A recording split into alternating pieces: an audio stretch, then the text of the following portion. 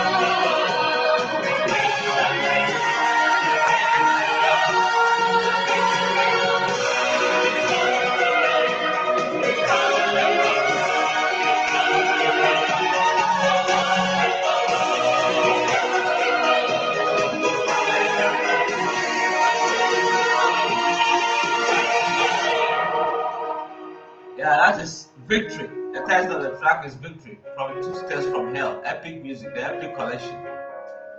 It's a battle cry. Good morning. Thank you for joining me once again on Walk with the Epistles. This morning, by the grace of God, we'll continue our study of the book of Hebrews. We'll look at Hebrews 7. Last week, we looked at Hebrews 6. This morning, the Hebrews 7, the theme is quite simple. It's simply that the new or eternal priesthood is by divine oath and power, and not by fleshy commandment of the law, as in the Levitical priesthood, which was by a fleshy commandment of the law, the Aaronic priesthood, the priesthood order of Aaron, and which is similarly had among men in different ways among all the other tribes and every other tribes on earth. There's a form of priesthood. Some are satanic, some are godly. Jethro, Moses' father-in-law, was a priest, the priest of Midian as well. And so there are godly priesthoods which were instituted among men. Now those were all fleshly by fleshly commandments.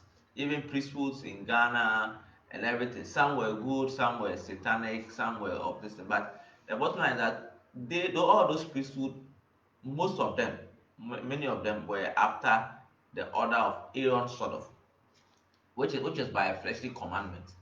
But there is another priesthood for which even Jesus Christ had to be ordained into when he was raised from the dead by divine oath and power. By divine oath.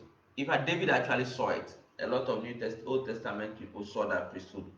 That's why David prophesied about that and said, "For thou art," he saw the vision and said, "For thou art a priest forever in the order of Melchizedek," referring to Christ, that Christ will be ordained into this new eternal priesthood and order as a son of God. It is the highest. It is the highest form of priesthood ever, and it's a priesthood which is without beginning of days or end. When people read the text, they say it is the man Melchizedek, which is without beginning and end. But you will see from the text that it was not. It was an error interpretation. Sometimes some of these things are a bit technical, but the same Bible, the same verses we are coming to read, said Melchizedek was a man. So if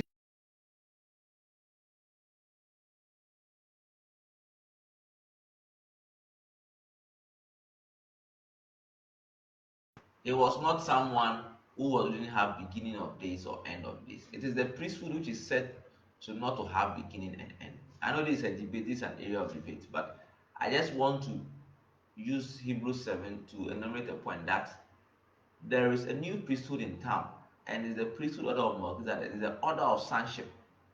Even Jesus Christ, when he rose from the dead, was ordained into this order. In fact, it was proclaimed prophetically before the foundations of the earth. That's why David saw it and prophesied of it in the Psalms.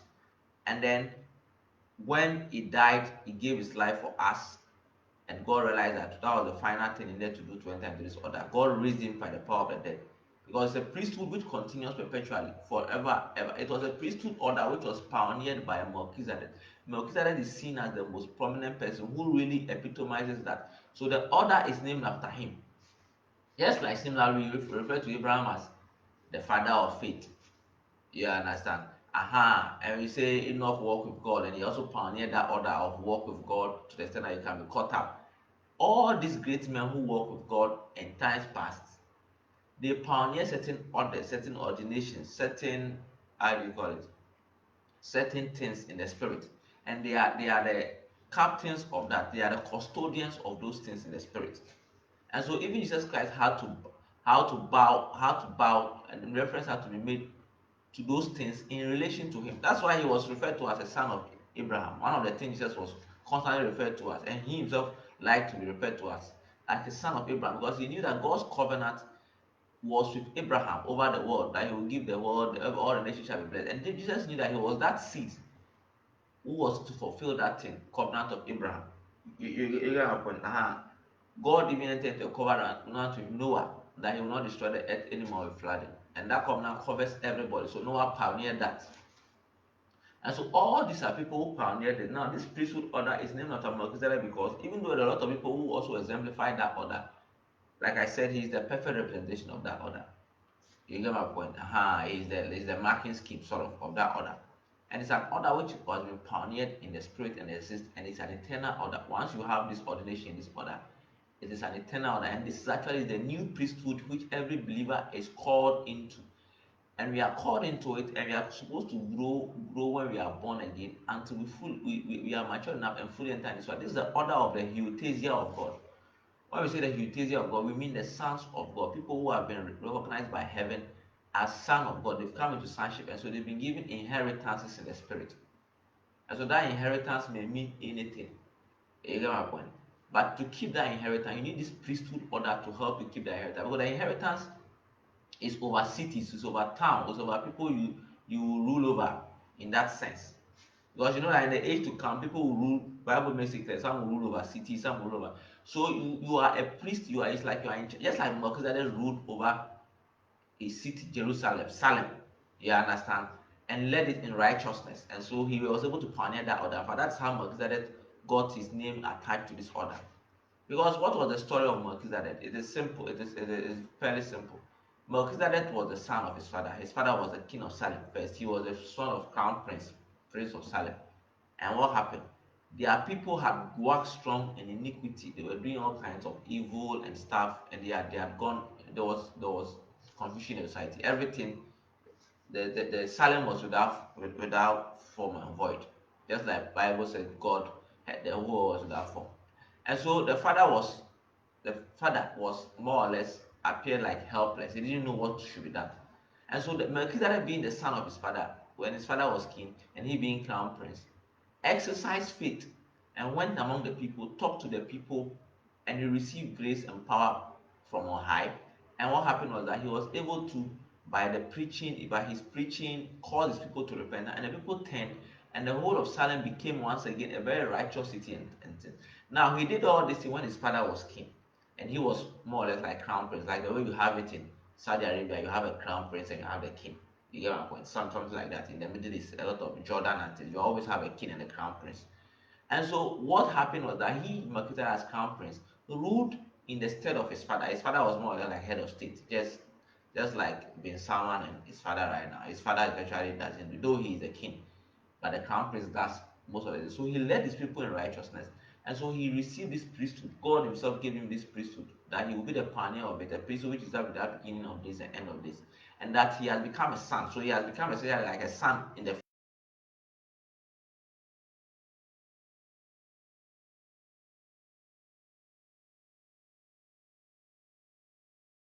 made to know that he is the pioneer of that order. So Melchizedek became a priest king. So this order actually of Melchizedek is an order of priest kingship. That is why Peter said, "We are priests and kings to our God." Peter, in his writing in the epistles, we are priest kings. He made it clear, we are priests and king. Christians, we are priests and king. When we become sons, we are priests and king. We have to mature into sonship and become priests and king. That's the order of Melchizedek. That is the order which will be there in the millennial reign. People will reign and everything. You are a priest king. You can intercede for your people at the same time rule over them. The people God has placed, and like whether it's a city, it's a village, or a family, or whatever it is. And so this order is an eternal one. In this ordination, when you get it, even when you leave this flesh, it is still active. So in heaven, there are priests there. There are people still carrying out priesthood ministry. Other than that, Moses and Elijah do not appear to Jesus Christ when he was going to Moses transfiguration. There are people, heaven is not just a monolithic place where everybody is sitting down and singing praise to God. There are different offices, there are different things being done, there are different activities being carried on there. It's like telling me that in the kingdom, it is only the palace of the king where people are and worshiping the king and standing before the king all the time. No, a lot of other things are going on in the kingdom. There are a lot of other things which go on. In Britain, is it only in Buckingham Palace that action goes on there? They have a military, they have people, they all serve the royal, the crown, and everything. But there are different people doing different things. That's the same way heaven is like. It is not just the throne of God per se, where everybody is only singing holy, holy, holy. There are a lot of people doing different things. There are priests. If you read the book of Revelation, it says, how do you call it? Things incense was done and then it was thrown down. It was thrown down. So who are the people doing those incense? They are priests. There are people into that ordination doing things. You get my point? Yeah. Someone said something of John Knox, how he was caught up, and when he caught up to heaven, he saw John Knox of England, John Knox, and he saw John Knox, and there was a matter concerning the UK being discussed, and he was brought there because he was seen as sort of the father of the country in that realm, in heaven, and certain things, his permission had to be sought before it is done, even on the people living in Britain right now, even though he is dead and gone. So there are new realities and new dimensions which happen when we leave this realm. And whatever ordination you receive in this realm and eternal, that is what the ordination you are going to have in all eternity. And so this new order, eternal priesthood, is by divine oath and power. And it's not by the law of a fleshly commandment. I want to lay this so that when I read it, because when I start reading and I'm not laying this background, the understanding may be a bit some way. And so I want to read for you Hebrews 7. I read it says, For this Melchizedek, king of Salem. So he was saying that Melchizedek was a king of Salem, was a king over a geographical area called Salem, where currently Jerusalem is that area. That's the only reason why Abraham met him after his fight and was coming back and then paid tithe to him. If he was not a physical person ruling over a physical location, having people under him, I mean, if you say that he was a Christophany or Theophany and then he just appeared to rule the people he was ruling, they do not have genealogy. So what? So someone who just came as a spirit being is ruling over real human beings. Is that what we are saying? No, he was a man who had genealogy. He had. It's just that he received this order from God because of what he did by his faith and his righteousness, and became a pioneer of this order. You get my point. That's all it is. Even Enoch was caught up. Are you going to therefore say that Enoch was a Christophany or something? No, you see, because sometimes people try to make certain spiritual experiences happen as if it is so weird that nobody can attain it. And that is one thing the devil has done with this Melchizedek order priesthood, the order of sonship. He's made it appear as if, and a lot of people even believe that it's only Jesus Christ who is in this order. So when you are talking, right now that I'm talking, I know people will be saying that Jesus Christ is the highest of the priests because he's the Son of God. He was the pioneer, he's the first begotten from the dead in that sense. So he's Lord. But there are a lot of people who have also attained this order. Why you don't know Jesus wants to have friends and brothers? Yes, he called us all to be priests. That's why Peter in his epistle said we are priests and king. Peter was referring to this order, which he himself also received. They all received this order. Unfortunately, a lot of Christians are not growing into sonship, into mature sonship, which is this order. And so when you say they want to always go to some pastor to pray for them or something, they themselves, because Bible says when you yourself have to be teachers, they were instead of them to rather at this level be praying for other people to come into that order. And this was the perfection it was talking. The writer of Hebrews was one of the things of perfection the writer of Hebrews was talking about. You must move on to this order. So he says that for this Nebuchadnezzar was priest of Salem, priest of for this Melchizedek, king of Salem, priest of the Most High God. So when he attained this ordination, he became a priest of the Most High God. When God Himself made this order after him, and ordained him, and God made him a priest and as a partner of this order, he became a priest of the Most High God. That is why Abraham paid tithe to him. Abraham was a spiritual man. So when he saw the man, he knew that yeah, this was the man. This was the high priest of God because he was in this order. Jethro was also a priest of God. Why do you think God sent Moses to Jethro? And Jethro taught Moses a lot of things about priesthood, and he even taught him how to govern. So there were a lot of priests there. And it says, "For this is a king of Salem, priest of Most High God, who met Abraham returning from the slaughter of the kings and blessed him." So he met Abraham returning from the because you see this priesthood, whatever you say is final, it's backed by heaven. It's a heavenly ordination. It's an eternal thing. It is not something compared to the Aaronic priesthood, which is a fleshy covenant. So it says, which is temporal. The Aaronic priesthood and almost of most priesthoods are temporal, just among men. After you die, it's over. This is an eternal order. He says, and because it's from heaven, it's from above. It's a celestial order, so it's from above. It's not terrestrial. Yeah, but it's a celestial ordination. So when you get it, it's for all eternity.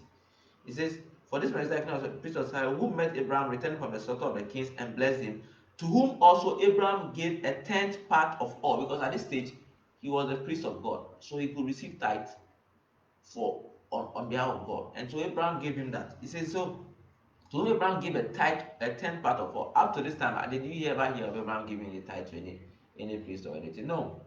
Because he gave the tithe to God. So he gave it to the designated person, the priest of God, who was ordained to this high order. It says, who gave a tenth part of all, first being translated king of righteousness, and also king of Salem, meaning king of peace. So Melchizedek was king of righteousness, he was also king of Salem, king of peace. King of righteousness because he led his people into righteousness after their wickedness, going apart in wickedness. And then he established peace in his reign.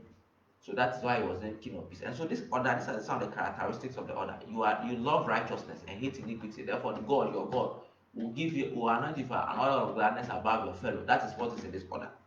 And then you are king of peace, the spirit of peace. True peace, not pacifism, not the one which the world gives. True peace from God. You are king of peace. That's why Jesus Christ is said to be prince of peace. You are also into this order. This order, you will not see anybody in this order who does anything to cause confusion or war. It is an order of peace because we are led by the Spirit all the time. And the Spirit is the Holy Spirit, the Spirit of peace. So it says, who without father, without mother, without genealogy, having neither beginning of days nor end of life, but made like the Son of God, remains a priest continually. Now, that this is where the confusion is which I believe the interpretation and all the things which are written are based on sometimes wrong. When it says without beginning of day, without father, without mother, without it was talking about the priesthood, not the man Melchizedek, who was a man and who lived. You understand? Who lived? You understand? It says having beginning the priesthood, this priesthood order is like you are a son of God. Look, Jesus Christ had is known to said to have had a father and a mother. So if this thing was referring to this kind of priesthood, this thing is referring to someone who doesn't have a father and mother. How can Jesus Christ qualify for this? What is referring to as not having father and mother beginning is the priesthood, but the interpreters could not just bring their mind to it because some of the people interpreted the Bible and did these things. They were not people, they were just people who were good in language and were trying to interpret it. So whatever didn't make sense to them, they will not define well. And so the priesthood is the one which is without beginning and without end. Not the human beings which are ordained to this priesthood. Any human being born on this earth to become a son of God must be a human being. So you must be born of a man and a woman before you attain this order. Because before you become a humanity of God, born of the Spirit, adopted as son. So you cannot say that it cannot be said that you don't have father or mother. And the pioneer of this, Melchizedek himself, had a genealogy, had a father and mother. You see that later on he's referred to as a man. He was a man. Okay, let me continue. It says, without beginning of the but made like the Son of God. So that is what he's talking about. Son of God. You don't have beginning of that. Remains a priest continually. Now consider how great this man was. So he was referring to Melchizedek too. It says, consider how great this man was. Look, Hebrews 7:4. He was a man. Consider how great this man was, to whom even the patriarch Abraham gave a tenth of the spoils.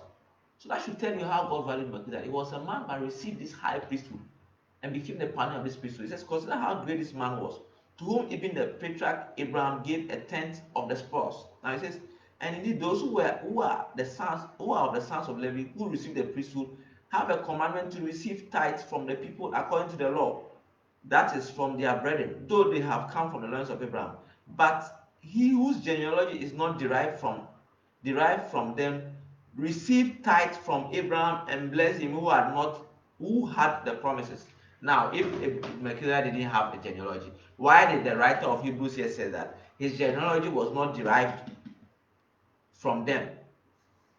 His genealogy was not derived from Levi, these people. He says, look, Hebrews 7, it says 7:5. It says, and indeed those who are of the sons of Levi, who received the priesthood. I was talking about the earthly priesthood, the temporal one, the one by flesh commandment, the Aaronic priesthood. It says, have a commandment to receive tithes from the people according to the Lord. Now, the whole book of Hebrews was written to Jews, so they know what he's talking about. According to the law, Moses gave them to receive tithes, and Melchizedek far predates Moses, because he was in Abraham's time. He far predates, how do you call it, Moses. Moses was a later day apostle. So he's saying that have a command to receive tithe from the people according to the law. Because the law, Moses, the law he gave them was what said they should pay tithes, and the people of Levi were receiving it. Now I said that from their brethren, though they have come from the loins of Abraham. Now these people, they were given the priesthood, the temporal, to receive tithes from the loins of Abraham. Now I said that, but he whose genealogy is not derived from them, talking about Melchizedek. So Melchizedek had a genealogy, but his genealogy was not derived from these people, from Levi or from Abraham or from anybody. It says, but he whose genealogy is not derived from them received tithes from Abraham and bless him who had the promises. So was saying that Melchizedek received tithes from Abraham, but his genealogy was not from the Hebrew descendants. You understand? That's the point he was making, that Melchizedek, his genealogy didn't come from the Hebrew descendants. And he received tithes from Abraham, who had received the promise from God, and blessed him because he Melchizedek was the priest of the Most High God. So he was given permission by God, by the Spirit, to receive that tithe from Abraham, being a representative of God, which is like Abraham paying the tithe to God himself, because he was priest. And he said that his genealogy is not of the Melchizedek genealogy was not of the priesthood order of Levi by the law. So he says, consider that. Think about that such a person was a priest, but his priesthood was not after the order of Aaron. His genealogy was different. Melchizedek's genealogy. So the Melchizedek had a genealogy. He was not a Christophany or Theophany, whatever people say it is. You understand? He had a genealogy. He had a genealogy. And so he's saying that consider how great this man was. Even though he was not a priest after the law, because for every Jew, a priest is one who is coming from the tribe of Levi, Aaronic priesthood or something. So that's what they knew as a priesthood. If you are not from there, it doesn't matter whatever tribe you are coming from, whatever grade you are, they don't consider you as a priest. So we'll tell them that consider that priesthood, that this how great this man was, to the extent that even Abraham had to pay tithe to him. So he was telling the Hebrews whom he wrote to, you understand that you people think that your Levitical priesthood is the greatest and everything, but consider that your patriarch Abraham himself paid tithe to someone who was not of the Levitical priesthood, having a different genealogy. So if Abraham, whom you believe as your father, paid tithe to such a person for blessings, consider how great that person was. So it was letting them know that that person's priesthood was greater than the priesthood of their father, the Levitical order, which they boast of all the time. So he says that consider how great that man was, to whom even the patriarch Abraham gave a tenth of it to it. And then he goes and says, but whose genealogy is not derived from them. Receive tithes from Abraham and bless him who are the promises. Now, beyond all contradiction, the lesser is blessed by the better. So he was enumerating the spiritual principle that the lesser is blessed of the better. So he was telling them that Abraham was lesser to Melchizedek in the rankings at the time. You are in the rankings. Melchizedek was a priest who had attained this high priesthood, the order of sonship of God, the holy order of God. That's the priesthood. And he was saying that he blessed Abraham, so he was the greater, Abraham was the less. So he was telling that even your patriarch Abraham, he was blessed by this man and this priesthood. So that man's priesthood is therefore superior to your Levitical priesthood. Because even your patriarch, the beginning of your nation, Abraham, went to this man and paid tithes, and the man blessed him. And the man is greater than Abraham, so he can bless him. The less is blessed by the greater. Now it says, here mortal men receive tithes. He was talking about the Levitical priesthood. Mortal men receive that, but there he receives them, of whom it is written that he lives. Even Levi, who receives tithes, paid tithe through Abraham, so to speak. So we're saying that even Levi, who received tithe, the temporal priesthood, the one of our earthly fleshly commandment, he paid tithe in Abraham to Melchizedek, to the godly and eternal order priesthood person, who is Melchizedek, which is the highest priesthood even in the kingdom of God and in heaven. He paid tithe through Abraham. When Abraham paid tithe for them, Levi was in the loins of Abraham. So he paid tithe on their behalf. So he was trying to say that tithe, that priesthood is more prominent than the Levitical order, which is just temporary among men, people in the flesh. Because Abraham had to pay tithe to that heavenly priesthood. It's a heavenly priesthood, it's an eternal and heavenly priesthood. So that his descendants and his genealogy will all be covered and be secured in it. You know, so that they'll be recognized in heaven. Because it's an eternal priesthood in heaven. It says, for he was still in the loins of his father when Melchizedek met him. He was saying that Levi was in the loins of his father Abraham when Melchizedek met Abraham.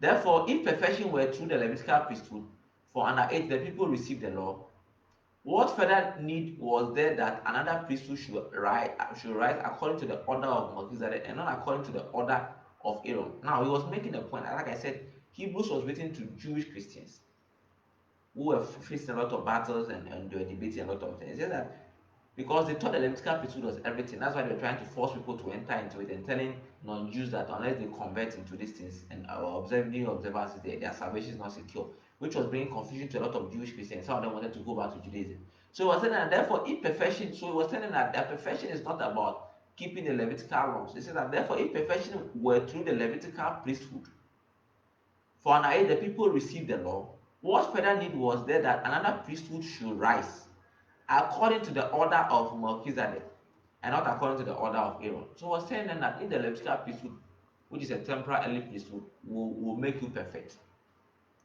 Why was there a need for another priesthood after the order of Melchizedek, which Christ himself was ordained into, which was pioneered by Melchizedek and Christ himself? So he said that for the priesthood being changed of necessity, there's also a change of the law. So the priesthood order, he was telling the Jews that the priesthood order has been changed. And so there's a change in the law. The priesthood order, which was by early commandment to a particular family, Aaron, Levi, and people for whom everybody had to go and pay tithe to them and everything, had changed. It was like a priesthood after early commandment, has fleshy commandment has changed. There's a new priesthood in town, which is a priesthood order of Moses, the order of his son, the order of sonship. And it says because there's that new priesthood, there's necessity to be a change of the law. You get my point? Because the Melchizedek order is different from the Aaronic order, and they have to be bounded by two different laws. You understand? So he goes and said that for he of whom these things are spoken belongs to another tribe, from which no man has officiated at the altar. So we're referring to Jesus Christ here. That Jesus Christ is in this order of Melchizedek. Now he was telling the Jews that him of whom has been said to have been ordained to this priesthood, who was Jesus Christ, who was also ordained to this Melchizedek order priesthood, was from another tribe from which no one has officiated at the altar. No one is a priest. Jesus was from the tribe of Judah. The Judah people were not supposed to be priests. So he was saying that by Jesus was declared by an oath from God to be a priest in the order of Melchizedek. So that if Jesus Christ has now become a priest in this order, it means that there's a change in the law regarding to priesthood. It's no longer the fact that once you're a descendant of Levi and Aaron, then you qualify to be a priest. No. Now the priesthood order is by declaration from God Himself. It's a divine declaration by divine oath and power. It's an eternal priesthood. And so the new priesthood of Melchizedek, no, it's not something you inherit from the flesh because you are a descendant of Levi or Aaron. No, it is a new priesthood which is by divine oath. God Himself, heaven Himself declares you to be in that order. And that is the order of Melchizedek. It's a new and eternal priesthood. And so there is a change in the law. There is a change in the laws and the regulations of it. It is not longer by fleshly distance. You are from Aaron or you are from Levi, so you have this order. He was referring to Christ because Christ was not of the Levi order, or was not a Levi, he was from Judah, but he received this priesthood. So he said that for whom these things are spoken belongs to another tribe, referring to Jesus Christ, for which no man has officiated at the altar. The people of Judah were not priests. Then how did Jesus attain the order of priesthood of Melchizedek? Because it was a new, different order, different from the Aaronic order or Levitical order of priesthood. It was an eternal priesthood which you receive as a son by divine oath from God and power. It's a new and eternal order pioneered by Melchizedek. So it says, for it is evident that our Lord rose from Judah. So this is what I'm saying. For it is evident that our Lord rose from Judah, of which tribe Moses spoke nothing concerning priesthood. So if Jesus was from Judah and Moses spoke nothing concerning priesthood, how then did he become a priest? Because he became a priest after a new order of Melchizedek, the order of sonship. So everybody can become, whether you were born a priest in Levi or not. It's a new order. It's an order of growing into sonship, and it's an eternal order. And you are declared that by divine oath and power from heaven. It says nothing concerning priesthood, and it is yet far more evident if in the likeness of Melchizedek there arises another priest who has come not according to the law of fleshly commandment, but according to the power of an endless life. So this Melchizedek order priesthood is not according to the law of a fleshly commandment like the Levitical order, but it's according to the power of an endless life.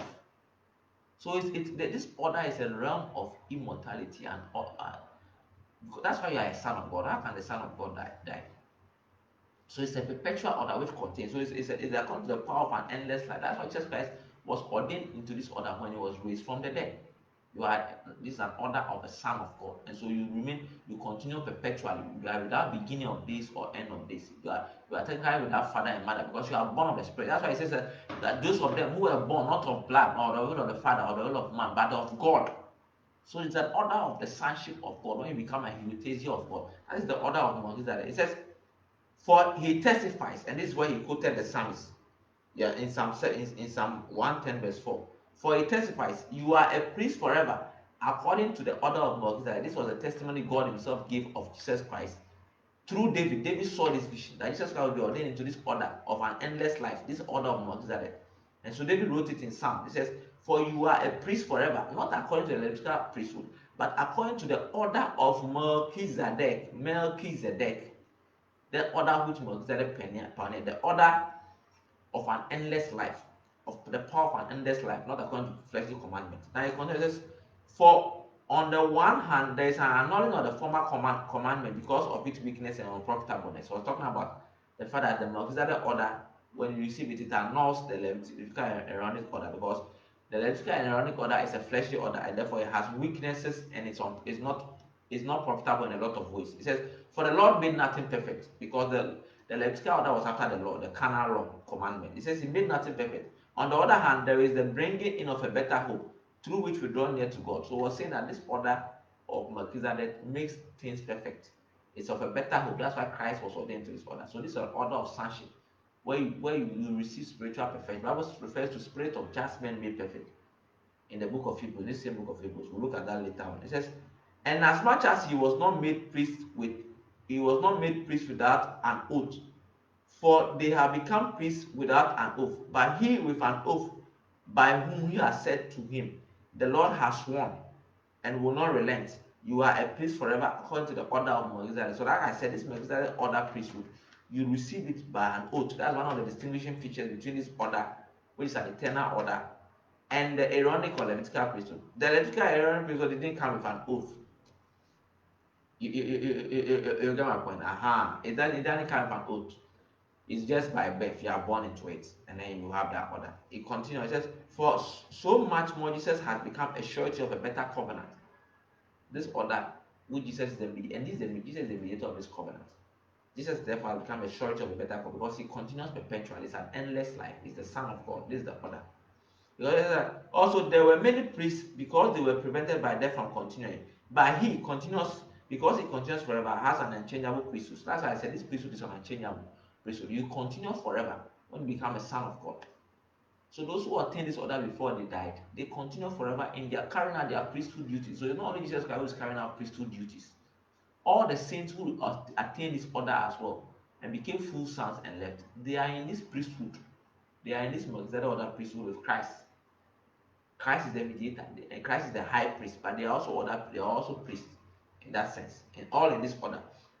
It says, and it's an unchangeable priest, therefore he is able to save to the uttermost those who come to God through him, since he always lived to make intercession for them. So that's the distinguishing feature of this order. You continue perpetually, so you can make intercession for. That's why I gave the example of John Knox, how someone was caught up and he saw him, and a discussion was to be had about the modern day Britain.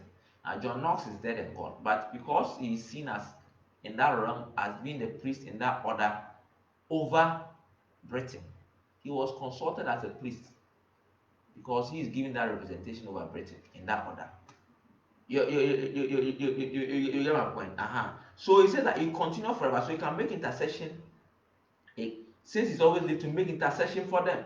For such a high priest was fitting for us, who is holy, harmless, undefiled, separate from sinners, and has become higher than the heavens. Listen, the priesthood has become higher than the heavens, the cosmos. So it's an eternal thing. It's something which continues forever. It says, who does not need daily as those high priests to offer up sacrifice. I was preferring this priesthood to the temporal one, which is the Aaronic order. The temporal one, those high priests, they have to offer sacrifice for their own sins first, and then for the people's sins. For this he did once for all when he offered up himself. Jesus Christ offered up himself once and entered into this order. You get my point. So it does not need to be offering himself every day. It was comparing and contrasting the Aaronic priesthood order with the Melchizedek order. The Melchizedek order, the sacrifice is once. Once you finish that sacrifice once, you continue perpetually in it.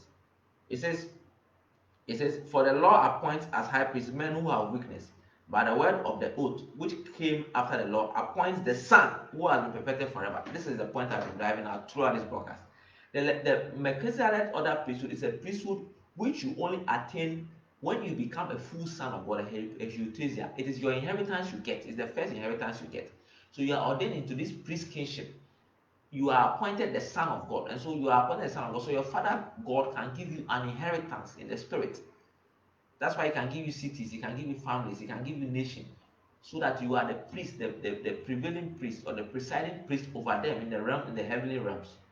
So this order, you are appointed by an oath after you have been perfected forever. That is why the book of Hebrews, one of the central themes, that he was telling the people to move on to perfection. Why? So that they will attain this order. That is why he spoke a lot about this order in this book of Hebrews.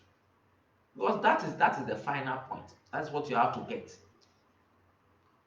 Apostle Paul, those people. That's why people even have visions, because sometimes they see them and they say, I know people don't believe it. They say it is not in the Bible. The Bible is said to have been written so that you believe that Jesus is the Son of God.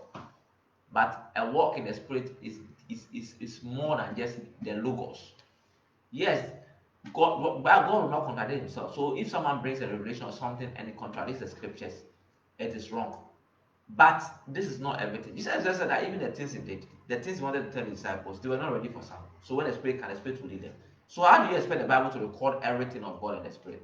Enoch and the people who walk with God, which Bible were they using? Abraham, this Melchizedek which was spoken of, which Bible were they using?